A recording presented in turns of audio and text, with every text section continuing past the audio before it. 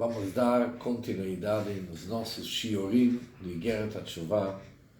Nós estamos no meio do Perek Dalet, capítulo 4, página 187, 3 linhas de baixo para cima. Só para a gente se situar, para poder continuar, Tanya vai nos explicar como que a nossa alma também, após dela ter descido lemata assim para baixo, para o nosso mundo, ainda a vitalidade, a energia da alma é a tetragrama do Deus, o nome Yud-Kei Vav-Kei, mesmo quando a alma se encontra aqui em nosso mundo.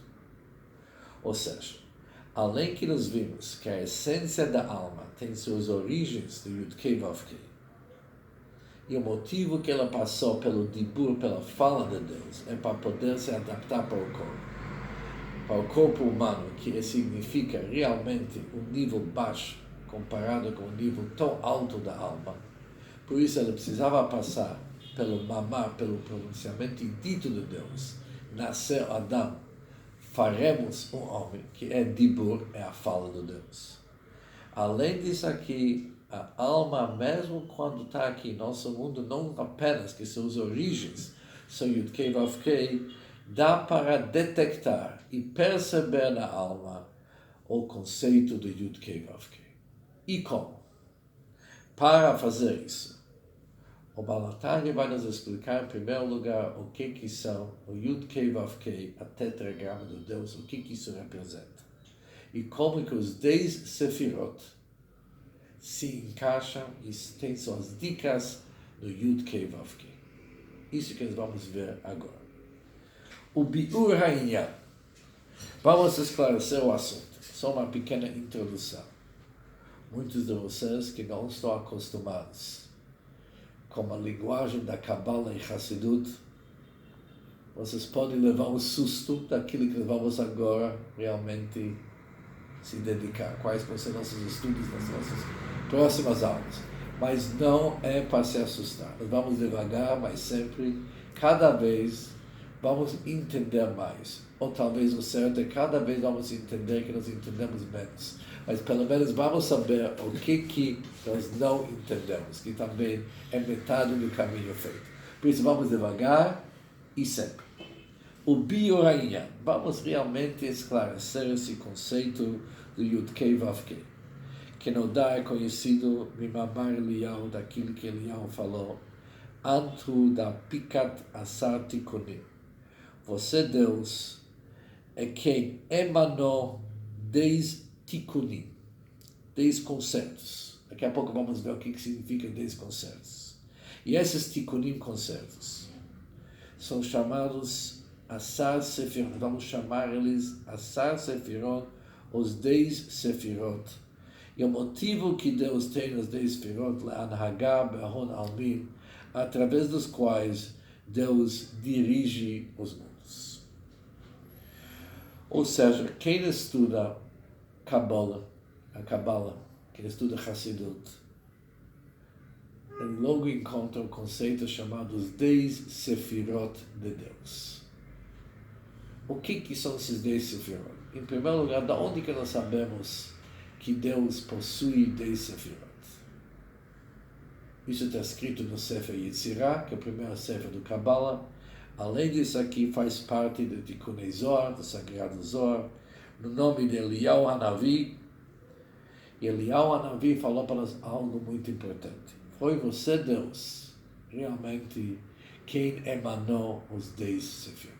Aqui encontramos no Zohar o conceito de 10 Tikunim.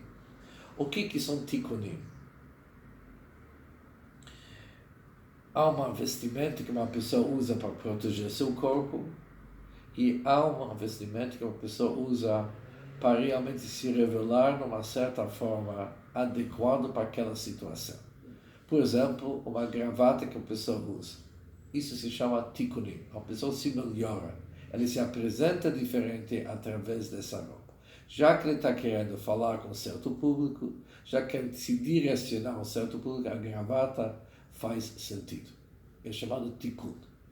Assim também, o rei, quando ele usa suas roupas, daquilo que é uma coroa de rei, o resto das roupas que o rei usa são chamados tipo tikkunim. Ele se mostra e se revela de uma certa forma para conseguir um certo resultado. Isso se chama tikkunim, que é o mesmo conceito da Asar Sefirot, que Sefirot tem várias explicações, ou são tipos números, ou mais vem da palavra safira. São 10 safiras que Deus possui, 10 maneiras de se revelar e brilhar, iluminar o nosso mundo.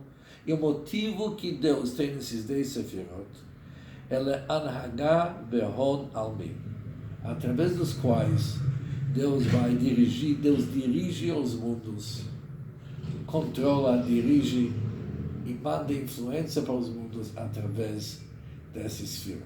Toda a nossa energia, tudo vem através desses 10 sefirot de Deus. E o Zohar continua, Stimin, isso é verdade, tanto para as almas ocultas, como também para as almas reveladas. Ou seja, são apenas uma linha e meia, mas muita informação para uma linha e meia. Em primeiro lugar, existe um Deus que ele transcende os seus sefirot. E se tivesse Deus sem o mundo para se dedicar, não precisa de sefirot. As sefirot não têm utilidade nenhuma. Ou seja, para a essência do Deus, as sefirot não têm influência nenhuma, não têm importância nenhuma. Mas já que Deus criou os mundos, e já que Deus manda influência, energia e sustenta esses mundos, para tudo isso, Deus faz parte dos seus sefirot para dirigir, criar e continuar sustentando, energizando nossos mundos. Temos o Deus, a essência de Deus, acima dos sefirot, e temos os próprios sefirot que Deus criou, que são, por enquanto, vamos usar uma palavra que com o tempo vamos melhorar, muitos são instrumentos, apesar que não é bem instrumento que nós imaginamos, mas são meios através dos quais Deus dirige e energiza os mundos. Continua o Zohar, diz o seguinte: Ant Hakim, você Deus é um Chacham, você é inteligente, mas Velo Bechokhmah Yediah, não como aquela inteligência que nós conhecemos. Jamais que o nosso conhecimento, a nossa inteligência pode ser algo que podemos projetar sobre Deus. Nossa inteligência é uma inteligência super pobre. Jamais que nós podemos pensar, eu sou inteligente, Deus é um pouco mais. Não funciona. A inteligência de Deus é lobechoch, é uma outra forma, outra maneira, significa uma outra coisa.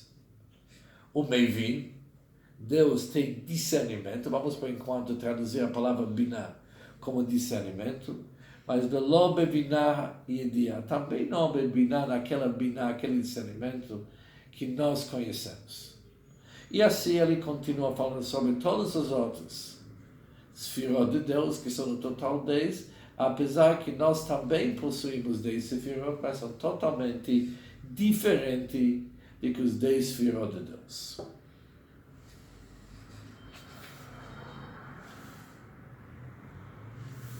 Ou seja, aqui já temos uma informação muito sutil para a gente detectar. Apesar que acabamos de detectar, e apesar que nós conseguimos provar de uma certa forma, que quando falamos que Hashem é um Chacham, ou Hashem é um Meivin, vem da palavra Binah, as faculdades nossas, de inteligência, jamais que eles são algo para comparar com a inteligência de Deus. Porque do Deus é Lo Bechokhmah Yediah, não é nossa Chokhmah. Mas mesmo assim, aquela Chokhmah que nós falamos que é totalmente afastada da nossa realidade, também perante Deus, não é a essência de Deus, é algo que Deus emanou para poder dirigir os mundos. Ou seja, ela é distante de Deus e distante de nós. Mas mesmo assim, ela vai servir como um instrumento, ou vamos dizer, um meio, através dos quais Deus vai criar e sustentar os mundos. É longe de Deus, é algo que Deus emanou de si, mas Aquilo que Deus emanou também é muito longe de nós, de tal forma que nós não temos nem exemplo para poder o que significa esse Sefirot no próprio Deus. Isso é uma introdução. A introdução nos diz o seguinte: Deus possui 10 Sefirot. Ponto final. O motivo para dirigir, sustentar, energizar os nossos mundos. Esses Sefirot transcendem muito as nossas Sefirot que nós conhecemos.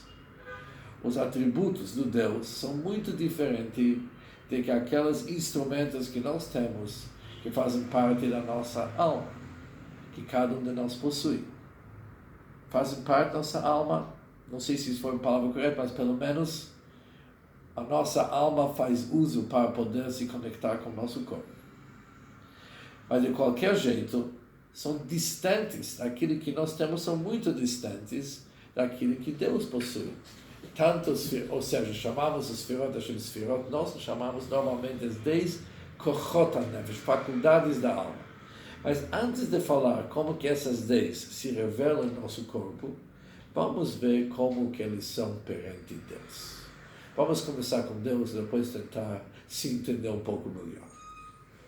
Continua o Tanya e diz o seguinte: V'kol hayud Sefirot, todos os 10 Sefirot, Nichlalot v'nirmazot b'shem Havaya Baruch Hu. Todos os 10 Sefirot, eles são inclusos e indicados no nome Yud-Kei Vav-Kei. Ou seja, Yud-Kei Vav-Kei, primeira letra Yud, segundo o Rei, depois vem o Vav, por último o Rei. São 4 letras, mas dentro dessas 4 letras vamos encaixar os 10 Sefirot. Ou seja, cada letra é uma dica para outra Sefirah. O Yud vai ser uma dica para Chokhmah, Rei para Binah, o Vav para os 6 Midot, emoções de Deus, e o último Rei vai ser para nos explicar como que é a fala de Deus. Agora vamos começar a ir muito, muito devagar. Apesar que eu estou vindo devagar, mas agora devagar mesmo. Por quê? Todos os 10 Sefirot, eles são inclusos no nome Yud-Kei Vav-Kei, Baruch Hu, abençoado seja Deus, na tetragrama do Deus. Por quê? Que a Yud, já que o Yud, Ibchinat Nekuda Levad, é apenas um pontinho. Como se escreve a letra Yud? Se faz um pequeno pontinho. E esse pontinho, Meramezet lechokhmato yitbareh, vai ser uma dica para o Chokhmah de Deus. O Chokhmah de Deus é apenas um pontinho. Agora vamos parar e explicar isso. Por que um pontinho? Quando temos um pontinho, o que pode se fazer de um pontinho? Tudo. Você pode fazer uma linha horizontal, vertical, você pode fazer um triângulo, um retângulo, você pode fazer todo e qualquer assunto pode sair daquele pontinho. Ou seja, o pontinho é algo que é sem definição. Quando você tem um quadrado, já tem uma área definida. Um pontinho representa um potencial. Ainda na prática, não tem forma nenhuma. Tudo é possível e nós não sabemos para onde que o assunto vai nos levar. Isso se chama um pontinho na linguagem da Kabbalah. O que isso tem a ver com Chokhmah? Agora vamos pegar um exemplo da nossa Chokhmah e Binah, depois projetar isso de uma certa forma, como que está nos mundos superiores, obviamente com grandes diferenças, com infinitas diferenças. Quando alguém está estudando uma certa matéria, sempre começamos bem, achamos que entendemos tudo. Mas de repente chegamos a algum lugar onde que percebemos alguma coisa está errada, que o assunto não está se encaixando bem. Já que não está se encaixando bem, chegamos à conclusão que nós realmente estamos faltando alguma coisa que nós não entendemos. Começamos a se esforçar. Começamos a se concentrar. E concentrar representa se dedicar para o assunto. Quando alguém se concentra, ele não suporta interferências, porque ele está totalmente dedicado para aquele assunto. Na linguagem hassídica, isso significa que ele se anula perante o assunto. Todas as outras ocupações e preocupações naquele momento não são importantes. Importante é o assunto que ele quer entender, ele está totalmente concentrado para captar aquela ideia. De repente, cai uma ideia na cabeça dele. É interessante que em várias línguas se usa a mesma expressão. Me caiu uma ideia na cabeça. No hebraico, na fala e raion. Como se estivesse caindo em algum lugar distante e jogou, aquele lugar distante jogou uma ideia, lançou uma ideia na nossa cabeça. Na linguagem hassídica, essa ideia se chama Barak Hamavrik. Barak é um raio que iluminou nossa cabeça. E de repente, quando aquele raio entra, a pessoa dá um grande sorriso e fala, peguei. Eu acho que aqui se fala matei a charada, não é assim? Matei a charada. Eu acho que eu captei a ideia. Naquele momento, se chega alguém, interrompe o processo e fala, ok, você captou a ideia, o que você vai fazer? A pessoa se irrita demais. O que eu vou fazer? Eu sei o que eu vou fazer. É uma ideia que eu ainda tenho que elaborar, eu tenho que definir, eu tenho que entender melhor aquilo que me entrou na cabeça. E depois que eu vou fazer tudo aquilo, podemos conversar qual linha que vamos adotar. Mas por enquanto é apenas um pontinho, é um raio. É ainda o núcleo de uma ideia. Está na sua fase núcleo. É o início de tudo. Por isso, Chokhmah é chamado, Chokhmah é composta das palavras Koach Ma. É uma força, mas fala Ma, o que é? A pessoa não sabe ainda o que é. A pessoa fala, nem me faz perguntas agora, porque eu não sei o que te responder. Você não está me dando uma chance para realmente entender. E outra pessoa fala, não estou entendendo, você ficou tão feliz que você captou a ideia e você não entende. Eu falo, sim, eu captei uma ideia, mas essa ideia ainda está numa fase do início. É um yud, é um pontinho. Por isso, agora vamos entender melhor as palavras aqui do Tânia, que a yud, já que é o yud, shehi prinat nikuda levad, que é apenas um pontinho, meramezet é uma dica para o nível de Chokhmah. Chokhmah, um pontinho, é o início de uma ideia. É o raio que nos ilumina. Shehi biprinat hela vehester. Isso ainda está escondido, está oculto. A ideia está escondida, ainda os detalhes não são revelados. Apenas alguma coisa que nos iluminou. Kodem sheba'a libchinat pashlut. Isso é a fase antes de se estender e ser revelado na Hassagá, Babiná, de realmente captar, analisar e Havaná, entender e definir a ideia. Havaná já é Biná, ou seja, quando vamos chegar no Biná, o assunto vai começar a ocupar um espaço definido.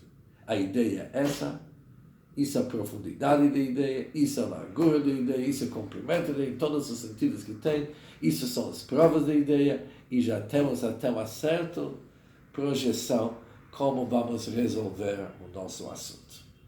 Ou seja, nós temos um dilema, nós não sabemos como resolver, a partir do Biná, que já é a definição da ideia, é quando vamos começar realmente chegar naquilo que chama aqui, chegar no Tachlis, das finalidades para realmente qual vai ser a nossa atitude. Mas quando se trata de Chokhmah, é no nível da Helen Hester, ainda oculto. Somente quando ele vai pegar aquela ideia oculta, que é uma ideia que é apenas um pontinho, que ele não sabe ainda os detalhes, não sabe ainda as explicações. Quando ele vai detalhar aquele pontinho, vai explicar aquele pontinho bem, vai definir ele bem, podemos falar que chegou para Gilui Hassagá Bavana, agora que ele está realmente entendendo. Por isso, Chokhmah é Koach Ma, uma força ainda de Ma que nós não sabemos, e depois o assunto se torna Muvan, entendido, que isso é Binah. Por isso, já entendemos os primeiros dos dois sefirot, Chokhmah e Binah. Chokhmah é captar uma ideia. Faz parte da estrutura de Chokhmah não somente captar a ideia, se entregar e se concentrar e se anular perante a ideia, assim captamos a ideia. Por isso, Chokhmah está ligado com Bitul, com anulação. Anulação e captar, isso é Chokhmah. Mas o assunto ainda está muito, muito longe de ser entendido. Captamos uma nekudah, um pontinho. Quando chega para Binah, Binah representa a segunda faculdade intelectual, onde que a ideia que era o núcleo de uma ideia agora está sendo dimensionado, definido, provado e estendido para todas as dimensões necessárias para realmente saber qual que vai ser a nossa atitude. Qual atitude que tomaremos. Agora tem uma parênteses. Em cima do Yud, tem o que se chama o Kos. O Kos é, para começar uma letra, você tem que sair um ponto. Tem aquele pontinho que em cima daquele pontinho. Vamos ver no português como que ele traduz esse Kos. Ele chama-se o pico sobre o Yud. Pico, não sei se é bem, mas tudo bem. Falta um pouco de palavras, por isso vamos fazer o pico do Yud. O pico do Yud nos indica mais um nível. Esse nível chamado Ratzon HaElyon Baruch Hu. A vontade suprema de Deus abençoado. Que esse pico de Yud é um nível que transcende até o próprio Yud. Representa o Ratzon HaElyon, a vontade suprema de Deus.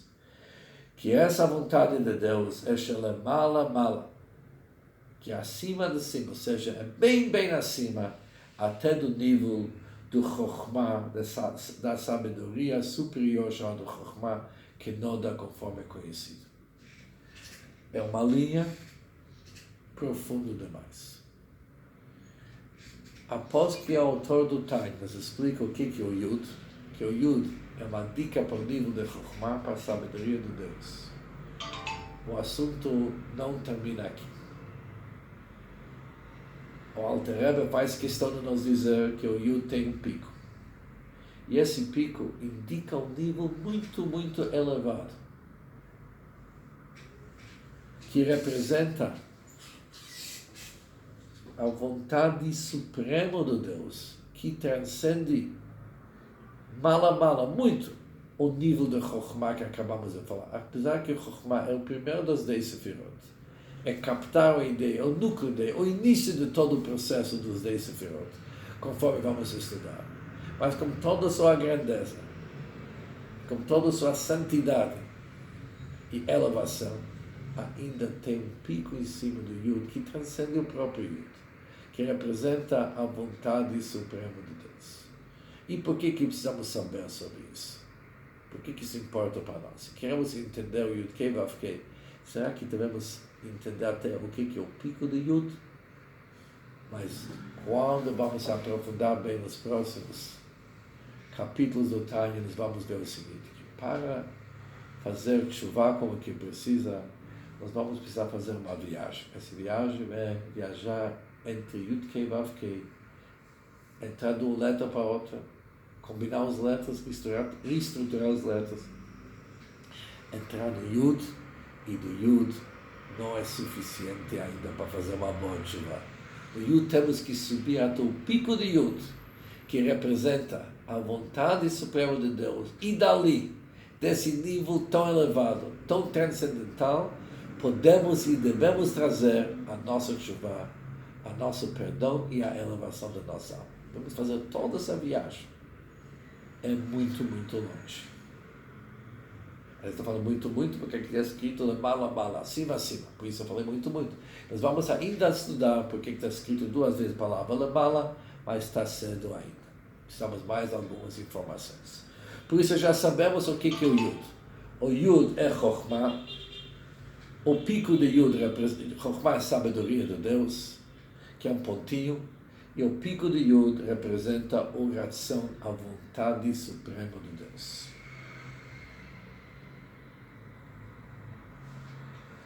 Continua Balatai e diz o seguinte: Ve'achar shebaal libchinat pashtut. E após que a influência divina, a influência de Yud, desceu para se estender e se revelar no Sfirat HaBinah, que é chamada Hasagá Bhavana, Binah. É interessante que em todas as revistas que nós temos aqui no Brasil, cada vez se traduz Chokhmah e Binah diferente. Eu não sei realmente qual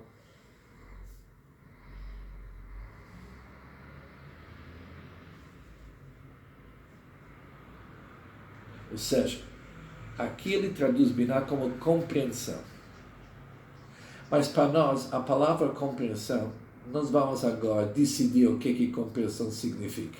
Compreensão não é apenas compreender a ideia, mas compreender com seus detalhes, a toda a sua extensão, com definições que vimos antes, que é Binah. Ou seja, compreensão significa realmente enquadrar a ideia, definir a ideia e provar ela com toda a forma que nós podemos, com toda a certeza que nós temos. Isso vamos chamar Sfirat HaBinah, segundo Sfirat chamado Binah. Compreensão. Isso é a compreensão daqui para frente. Quando o Chokhmah desceu para ser revelado a nossa compreensão, que quando se fala sobre Deus é chamado Almin Stimim, por enquanto o Chokhmah desceu para Binah, para os mundos ocultos. Nichleled v'nirmezed b'ot hei. Agora, finalmente, isso foi incluso na letra Hei. Hei representa a compreensão. O Yud, a captação da ideia. Hei, a compreensão da ideia. Mas a compreensão da ideia, da mesma forma que dentro da pessoa, quando ele tem Binah, o assunto realmente desceu do nível. Foi de Chokhmah, que foi uma ideia do seu núcleo, desceu para se formar, se tornar uma ideia bem definida. Mas ela é definida para quem? Ela é definida para a pessoa, está dentro da pessoa. Seus alunos, por exemplo, ainda não captaram nada, não aprenderam nada. Está revelado, mas revelado para quem? Para a própria pessoa. Antes estava escondido para ele, agora está revelado para ele. E não somente revelado para ele e pronto, de uma certa forma, para poder levar isso adiante. Ou seja, já tem aqui um movimento de revelação. Mas para chegar para a revelação dos outros, para os outros, fora da pessoa, antes da revelação tem que ser para ele. Entra no estilo de extensão, de se expressar. Primeira coisa, se expressar para a pessoa, em seguida vamos levar isso adiante. Por isso, quando falamos da pessoa, significa foi revelado para ele. Quando falamos para Deus, o que chama revelado para ele? Foi revelado para os mundos ocultos que são inclusos nele. Os mundos ocultos, eles se sentem como parte de Deus. Eles não têm sentimentos nenhuma de independência. Por isso, eles fazem parte do próprio Deus. Eles são inclusos no Deus. Eles são chamados mundos ocultos. Ou seja, quando foi do pontinho chamado Yud para Rei, apesar que houve aqui uma revelação daquele pontinho, iniciou o processo de revelação, mas essa revelação ainda está dentro de Deus para os mundos ocultos. Os mundos ocultos são dentro dele. Daqui a pouco vamos entender o assunto dentro dele um pouco melhor. Mas isso é indicado isso é indicado na letra Hei. Por que Hei? Sheyesh la b'chinat pastut larochev. O Rei tem uma extensão tanto na largura, tem uma lei, o teto do Rei é uma linha horizontal que indica que o assunto ganhou amplitude. Quando estava no pontinho, estava condensado e restringido no pontinho. Quando chegou no teto do Rei, o assunto ganhou espaço. Agora está ganhando um certo espaço, que é o teto do Rei, que é uma extensão, a extensão da largura. Mas depois vem Gamla Orech. A letra Rei tem o lado direito, que é o tipo de um Vav. Aquele lado direito do Rei representa uma linha vertical, que demonstra, Hamoré, que demonstra sobre uma extensão e influência que vem de cima para baixo para os mundos ocultos ainda. Ou seja, o que acontece no Sfirat HaBinah, quando é referente a Deus? Em primeiro lugar, o assunto ganhou amplitude e também iniciou a sua extensão de revelação para níveis mais baixos, que é a letra Rei que tem tanto largura e tem comprimento que demonstra extensão. Só devemos saber que a letra Rei, quando se trata sobre Deus, ainda é para mundos ocultos, porque são mundos tão elevados que são inclusos na grandeza de Deus. Na prática, são mundos que não têm sentimentos nenhuma de se desligar de Deus, nem essa possibilidade. Eles realmente vivem com Deus de manhã até a noite e são totalmente anulados perante a grandeza de Deus, sentindo sua missão assim diante, vivem uma vida totalmente elevada. Isso aqui é Sefirah também é uma extensão para esses mundos ocultos. Ou seja, para resumir, quando se trata sobre Binah, que é o rei do Yud-Kei Vav-Kei, temos aqui dois conceitos. Em primeiro lugar, Binah representa amplitude, alargamento do assunto. O assunto tem que ficar large, tem que ficar maior. Chokhmah era o núcleo de uma ideia. No Binah, o assunto começa realmente a ganhar espaço. E depois tem o comprimento do rei, que começou o processo de revelação e ia para baixo. Isso acontece no Binah. O assunto começou a descer. A primeira descida é para os mundos ocultos. Mas logo vamos ver que as próximas letras vão ser Vav-Hei, que isso significa revelação para os mundos revelados. E os mundos revelados, por exemplo, nós vivemos no mundo revelado, aqui já muda de figura. É a mesma coisa como fora de si. Querendo revelar uma coisa para uma outra pessoa, vai ser Vav-Hei, ou quando é referente a Deus, se conectando com mundos que são fora do Deus. Fora de que sentido? Nada fora realmente, mas pelo menos as pessoas, não pelo menos as pessoas nesses mundos, se sentem como que eles têm direito a uma certa independência. Isso significa a palavra fora dele. Fora, obviamente, do sentimento das pessoas. E a influência de Deus agora vai chegar do Yud para Rei, que já foi, agora vamos do Rei para o Vav-Hei. O Vav-Hei vai ser a revelação para aqueles mundos revelados, mas isso vamos deixar para o nosso próximo shiur.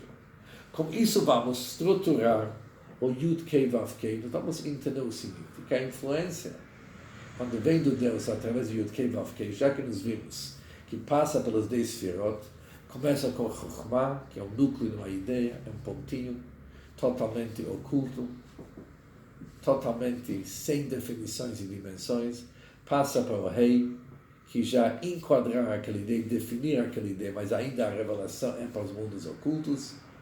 Se Deus quiser, nas próximas vezes vamos estudar o que é Vav-Kei, e com isso vamos entender o que são os 10 Sefirot. Quando vamos terminar sobre os 10 Sefirot de Deus, vamos partir para realmente entender como que funciona os nossos 10 Sefirot. E quando vamos entender nossos 10 Sefirot, nós vamos ver que há uma